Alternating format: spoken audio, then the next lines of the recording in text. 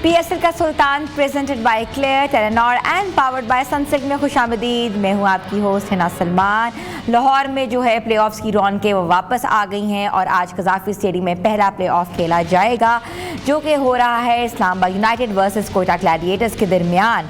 और क्या कहेंगे ये कि कोयटा ग्लैडिएटर्स ने इस्लामाबाद यूनाइटेड को 2 बार शिकस्त दी थी। पहली 2 विकेटों से शिकस्त थी, फिर 109 रन के बड़े मार्जिन से शिकस्त दी थी। तो देखना ये है कि आज का जो मैच है उसमें किसका पलड़ा भारी होगा और कौन जो है वो क्वालिफाई करेगा। मगर क्वालिफाई करने के बाद भी उनको एक चांस और भी मिलेगा। इसके साथ साथ जो है एलिमिनेटर मैच के अलावा एक एलिमिनेटर 22 को खेला जाएगा जुमेरात को, और वो होगा लाहौर वर्सेस कराची के दरमियान। तो बहुत इंपॉर्टेंट मैचेस हैं। लाहौर में हीट वेव भी बहुत है। देखना ये है कि क्या जो प्लेयर्स हैं हमारे माशाल्लाह वो रेजिस्ट कर पाएंगे और शौकीन क्रिकेट का क्या रद्द-ए-अमल होगा। इस सब सिनेरियो में आज हम बात करेंगे।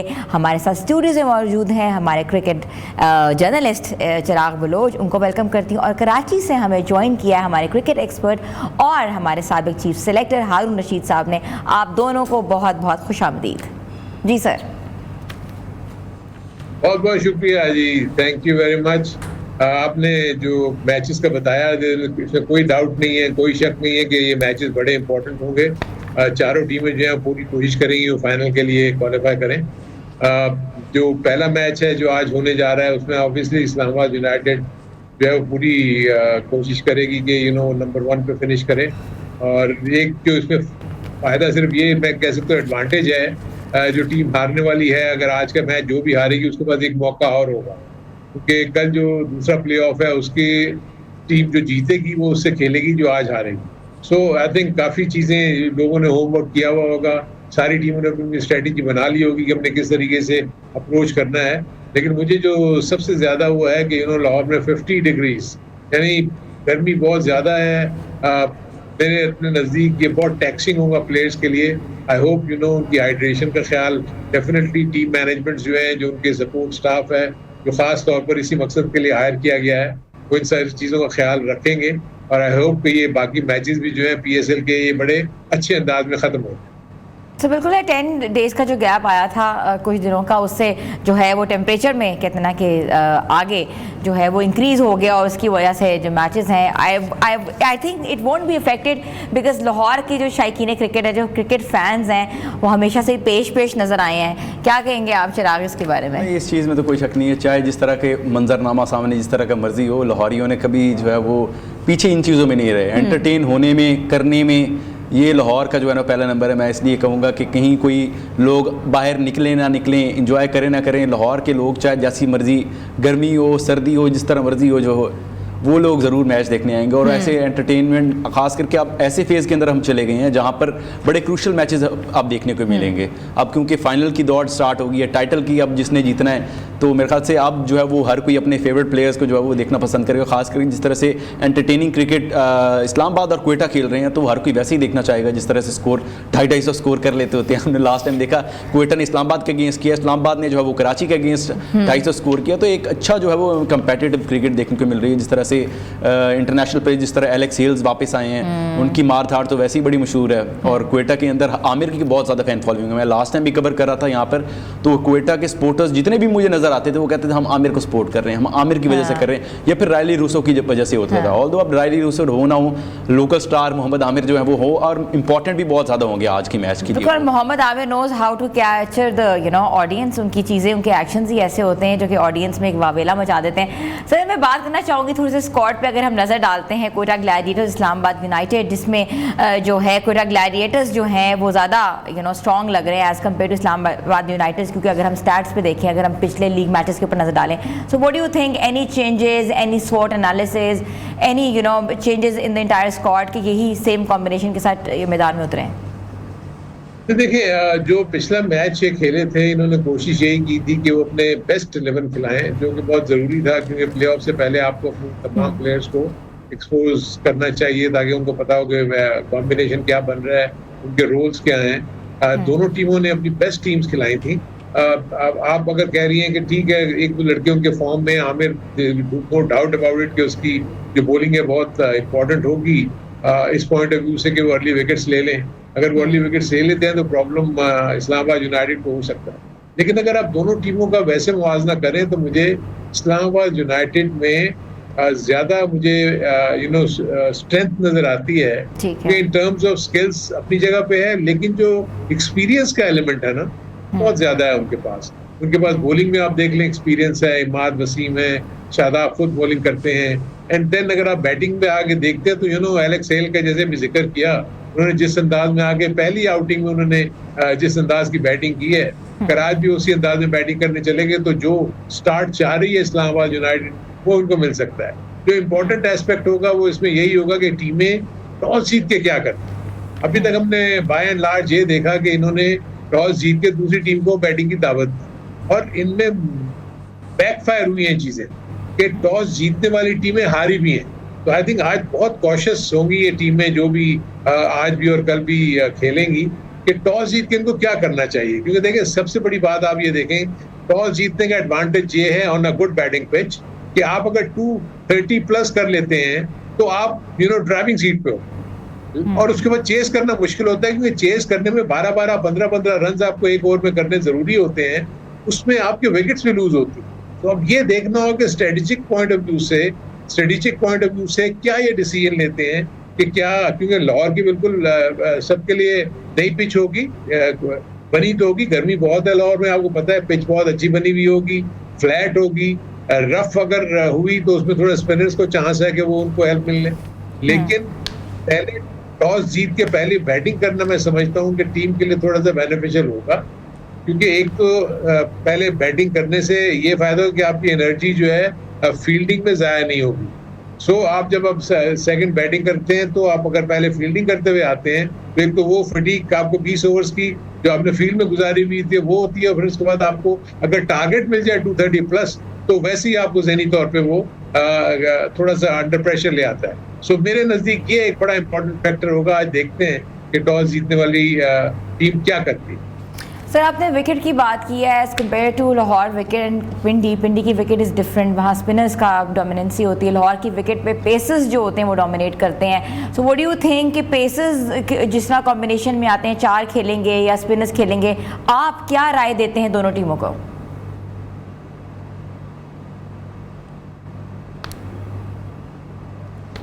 I think Chirag there's like matches में आपको नजर आया है कि उन्होंने 1-2 विकेट्स ले लिए या 2-3 विकेट्स ले लिए, ठीक है, लेकिन अगर आप देखें कि इन्हीं फास्ट बॉलर्स ने 4-4 ओवर में 60-60 रन भी दिए हैं, 4 ओवर में 55 रन भी दिए हैं, क्योंकि पिच अगर तो आप सरवाइव कर जाते हैं एज एन ओपनिंग बैट्समैन, अगर आपका ओपनिंग प्लेयर सरवाइव कर गया 5 ओवर तो देन आपको वो फास्ट बॉलर्स हो, फिर आपको पता है कि अगर हेल्प नहीं मिल रही होती पिच से तो बॉलर को जिससे जहां मर्जी चाहे वो मार दे। इसलिए आप देखते हैं कि वेरिएशन का इस्तेमाल करते हैं फास्ट बॉलर्स। 140 145 पे बॉलिंग करने वाला भी जो है वो 121 पे भी बॉल करता है, इसलिए उसने अपने आप को बचाना होता है, क्योंकि जब अच्छी पिच के ऊपर अगर आप पेस थोड़ा सा ऑफलाइन हुए तो बाउंड्री है, छक्का है, क्योंकि इसमें तो आपकी बचत तो है ही नहीं, क्योंकि वो तो थ्रू द लाइन खेलते हैं। बैटर्स को पहले से पता होता है कि ये बॉलर तेज बॉलिंग करेगा, इसकी पेस को भी हम इस्तेमाल कर सकते हैं, तो इसलिए तो बहुत एक्यूरेट होना बहुत जरूरी है इन फास्ट बॉलर्स के लिए।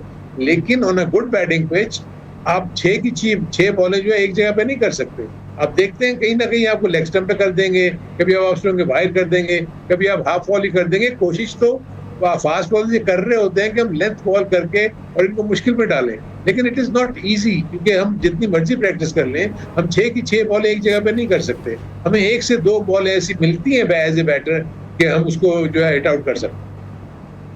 सर बिल्कुल वेल सेड। और थोड़ा सा अगर हम बात करें टेलीनॉर के बारे में, तो टेलीनॉर क्या कहता है, अगर आप देखना चाहते हैं मैच से पहले प्रेडिक्शंस और गेम एक्सपर्ट एनालिसिस और मैच की ढेर अपडेट्स, तो आपने क्या करना है, आपने माई टेलीनॉर ऐप को डाउनलोड करना है और बहुत सी अपडेट्स हासिल करनी है और फ्री मिनट्स भी आपने लेने हैं। तो over to you Chirag, you have a lot of big news coming on the way. Bangladesh series और पाकिस्तान और बांग्लादेश सीरीज़ की जो टीम है वो अनाउंसमेंट हो गई है। कौन से players are in the line of fire and which players have been gone through? देखिए, मैं तो कल एक सोर्स से बात हो रही थी तो उन्होंने मुझे स्क्वाड बताया, क्योंकि उससे पहले मीटिंग वगैरह हुई थी कोच की, कैप्टन की और सिलेक्शन कमेटी की हुई थी, तो उसके अंदर स्क्वाड ऑलमोस्ट तकरीबन वही है। मेरे पास एक सिर्फ नाम बीच में से ना वो नहीं था, वसीम जूनियर का। अच्छा। वो मेरे सोर्स ने मुझे नहीं बताया, लेकिन जब आज मैंने वो टीम देखी तो उसके अंदर वसीम जूनियर का नाम देखकर मैं खुद भी हैरान था कि किस बेसिस के ऊपर इनको जो है वो सिलेक्ट करके लेके जाया गया। बाकी भी कुछ नाम हैं, लेकिन सबसे ज़्यादा अगर हम बात करें वसीम जूनियर के नाम के ऊपर तो उनका टोटल इस टाइम 20वें नंबर पर वो टॉप विकेट टेकर्स के अंदर हैं। और उनके टोटल अगर हम रन्स की बात करें, रन्स उन्होंने टोटल 18 स्कोर बनाए हैं 4 इनिंग के अंदर, 7 मैचेस के लिए 18 स्कोर उन्होंने टोटल किए। तो किस बेसिस के ऊपर उनकी सिलेक्शन हुई है इसकी तो मुझे भी समझ नहीं आई। शाहीन अफरीदी बहुत बड़ा नाम है जो कि ऑलरेडी, पहले बाबर रिजवान ऑलरेडी ड्रॉप हो चुके हैं, तो शाहीन अफरीदी भी अब उसी लिस्ट में शामिल हो गए हैं। अब्बास अफरीदी की मुझे समझ नहीं आई कि क्यों सिलेक्ट नहीं हुए, क्योंकि हाईएस्ट विकेट टेकर हैं, उन्होंने 17 विकेटें ली हुई हैं, और किस बेसिस के ऊपर उनको टीम से बाहर किया गया वो मेरे ख्याल से समझ से बाहर है। क्योंकि हमने यही सुना है कि चेयरमैन साहब के भी मुंह से कि जो डोमेस्टिक परफॉर्मर होगा वो टीम में आएगा। डोमेस्टिक परफॉर्मर ये इस परफॉर्मेंस देने के बाद भी अगर टीम के अंदर नहीं है तो मुझे कुछ समझ नहीं आ रही। चलिए बाकी की समझ आती है, सुफियान मुकीम हो गए, उस्मान खान, ये क्यों नहीं हुए कि ये तो ऑलरेडी अपनी फ्रेंचाइज का हिस्सा भी प्रॉपर्ली उनको मौका प्लेइंग 11 में नहीं मिल रहा। ऑल दो सुफियान मुकीम ने जो है वो अच्छा हमारे रेगुलर जो पार्ट है, इब्रार अहमद जो वो ऑलरेडी एक स्पिनर है।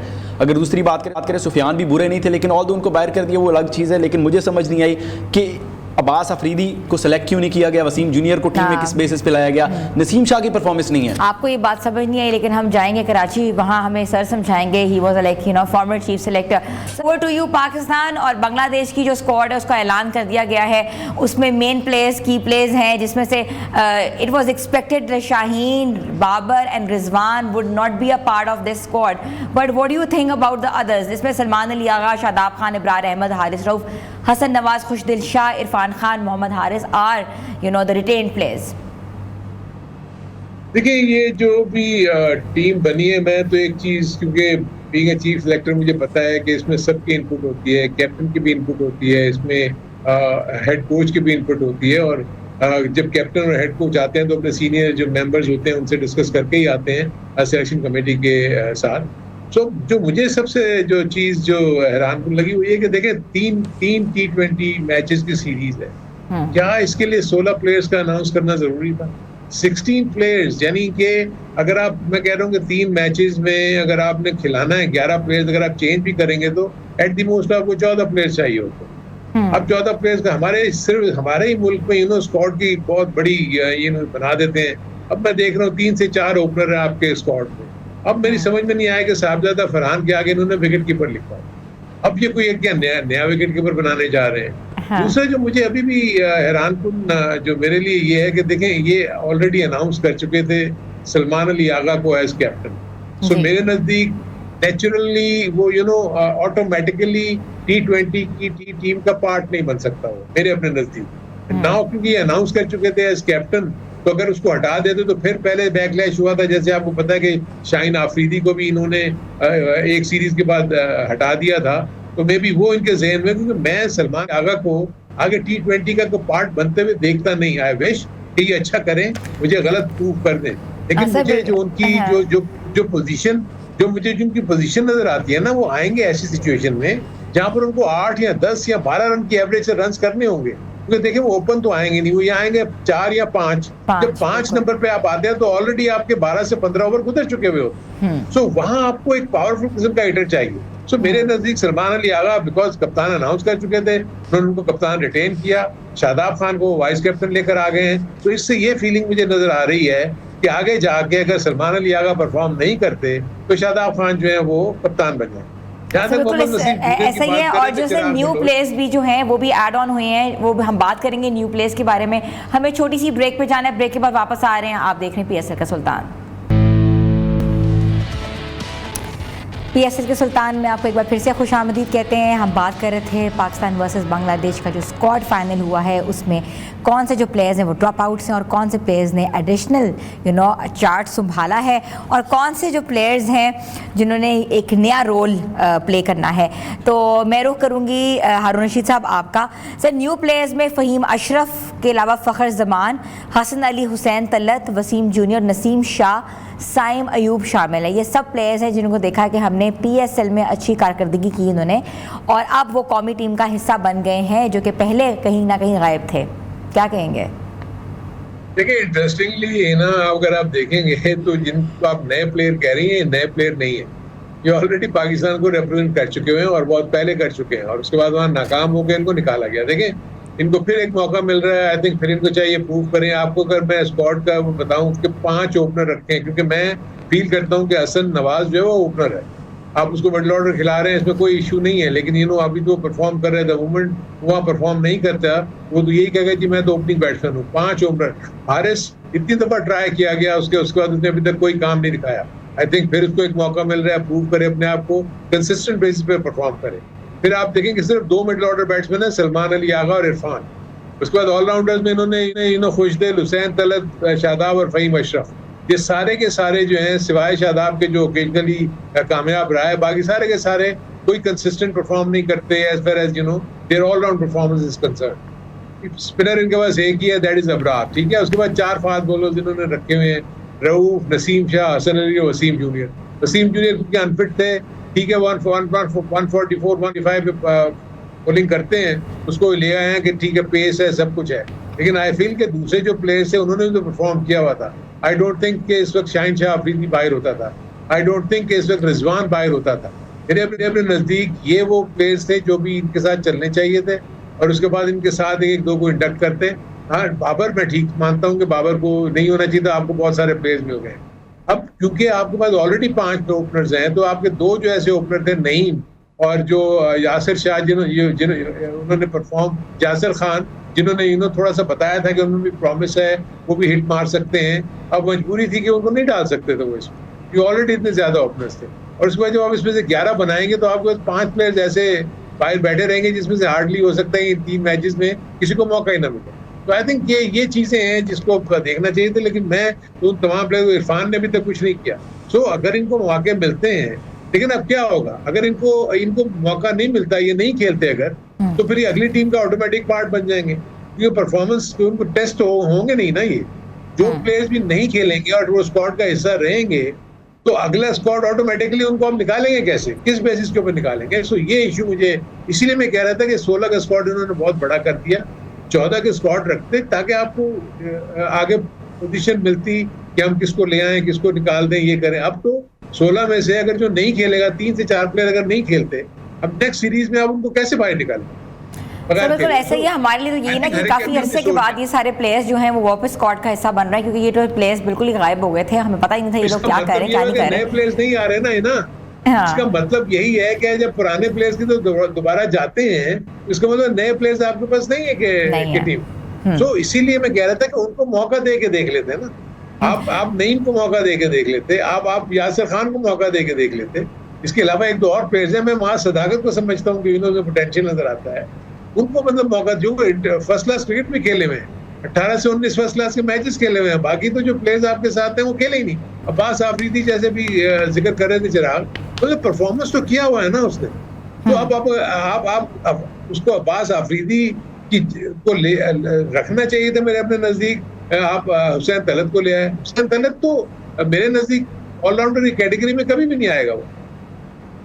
सर आप बिल्कुल बात सही कर रहे हैं। अच्छा मुझे ये थोड़ा सा मैं आपसे पूछना चाह रही थी, चिराग भी हैं, सराब भी हैं, you guys can have well depth on that, कि श्रीलंका में अगला वर्ल्ड कप होने वाला है और श्रीलंका की जो विकेट है that's different, we know that spinners dominate on that wicket.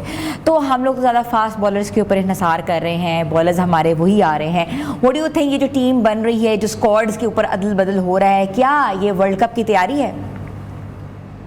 देखिए ये बिल्कुल तैयारी तो कर रहे हैं, लेकिन ये तो अभी पहला स्क्वाड बना है, इसको तो अभी आगे चलना है। अभी आई थिंक चिराग बलोच ही मुझे बताएगा कि वर्ल्ड कप से पहले कितने मैचेस खेलने हैं इन्होंने T20 की सीरीज की, सर कितने मैचेस खेलने हैं।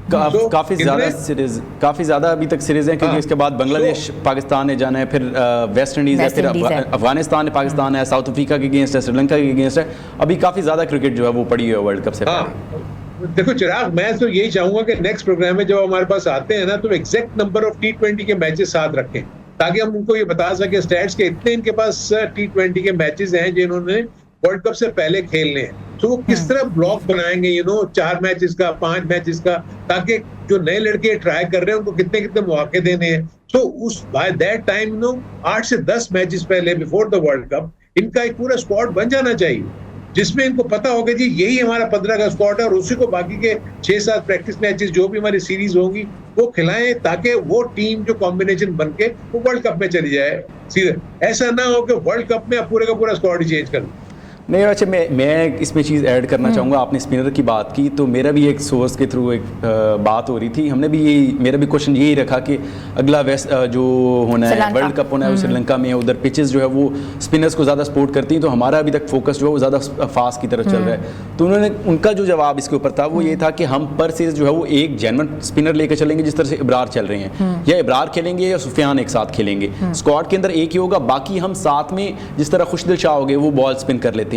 तो हम इस तरह से पार्ट लेकर के शादाब साथ में ऑलरेडी हैं, साथ में सलमान खुद कर लेते हैं। तो मतलब उनका कहने का मतलब था कि एक जेन्युइन प्रॉपर स्पिनर होगा और बाकी जो पार्ट टाइमर्स या फिर इस तरह से जिस तरह हैं उनको यूज किया जाएगा। वर्ल्ड कप ऐसी चीज में सर ये चीजें होती हैं कि पार्ट टाइम स्पिनर्स होते हैं। हिना और चिराग, क्या पार्ट टाइमर ने इससे पहले कभी मैचेस जिताए हैं आपको? ये अब क्वेश्चन उनसे होना चाहिए। हम पिछला वर्ल्ड कप भी तो हम पार्ट टाइम बॉलर्स की वजह से हारे थे। नहीं, हाँ मैं वही तो आपको कह रहा हूँ। देखिए दुनिया भर में टीमें जो है वो जेन्युइन बॉलर्स के ऊपर जाती हैं। देखिए T20 में अगर आपके टॉप 4 बैट्समैन या 5 बैट्समैन रन नहीं करते, 20 ओवर पूरा नहीं खेल सकते, तो उसका मतलब है कि आपकी टीम में फ्लॉ है ना, आपका बैट्समैन इस काबिल ही नहीं है कि वो 20 ओवर खेल सके। इसीलिए दुनिया भर की टीमें देखेंगे 5 के 5 स्पेशलिस्ट बॉलर खिलाते हैं, वहां कोई पार्ट टाइमर नहीं होता। वो जब कभी जरूरत पड़ती है तो वो भी जो छठा बॉलर भी आके खेलता है वो जेन्युइन बॉलर ही होता है। सो आई डोंट नो, मतलब हमें माइंडसेट को चेंज करना पड़ेगा। हमें तो ये मार भी बड़ी खाता है, मेन बॉलर के साथ जाना पड़ेगा।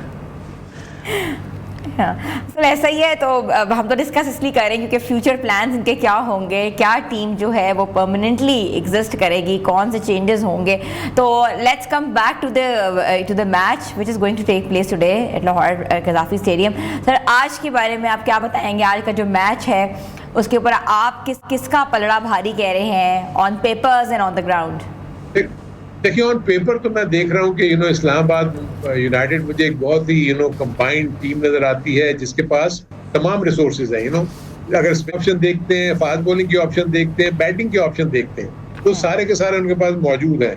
सो ये डिलीवर करना उनका काम है। अगर फील्डिंग अच्छी नहीं की तो हार सकते हैं, बॉलिंग अच्छी नहीं की तो हार सकते हैं, बैटिंग अगर अच्छी नहीं की तो हार सकते हैं। लेकिन दूसरी तरफ अगर आप कोयटा ग्लैडिएटर्स को देखते हैं तो उसमें आप देखें कि थोड़े से झोल नजर आते हैं उनके पास, जिनको डिपेंड कर रहे हैं 1 या 2 हैं, यानी अबरार है फॉर दैट मैटर या आमिर है।